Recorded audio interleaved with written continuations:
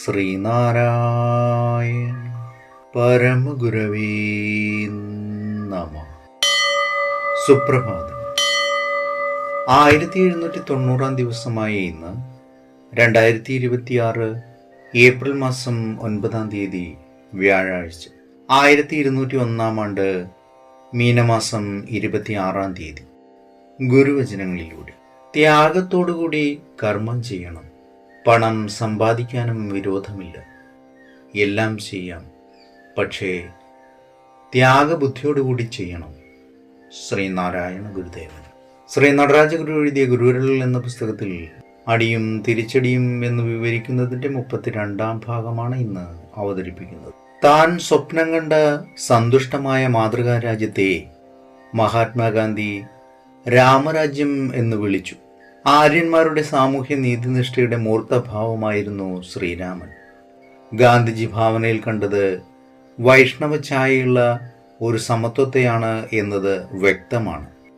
ഈ ആദർശത്തെ ഭാരതീയർ സർവാത്മന അംഗീകരിച്ചു. ഒരുമയുള്ളൊരു രാഷ്ട്രീയ ശക്തിയായി നിന്നുകൊണ്ട് സ്വാതന്ത്ര്യത്തിനു വേണ്ടി പൊരുതുവാൻ ഭാരതീയർക്ക് അത് പ്രചോദനം നൽകി എന്നത് പ്രത്യേകം എടുത്തു പറയേണ്ടതുമാണ്.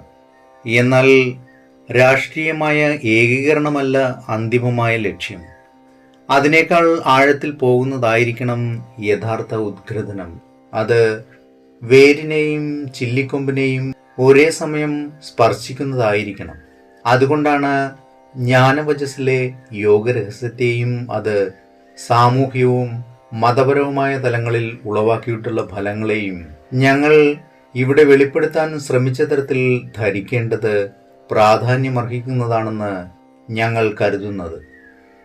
വിശേഷിച്ചും ഈ വിഷയത്തിൽ നാരായണ ഗുരു നൽകിയിട്ടുള്ള തനതായ സംഭാവനകൾ മുഖേന നമുക്കത് പകർന്നു കിട്ടുമ്പോൾ ഏവർക്കും നന്മ നിറഞ്ഞൊരു സുദിനമായിരിക്കട്ടെ എന്ന് ആശംസിച്ചുകൊണ്ട് നിർത്തുന്നു.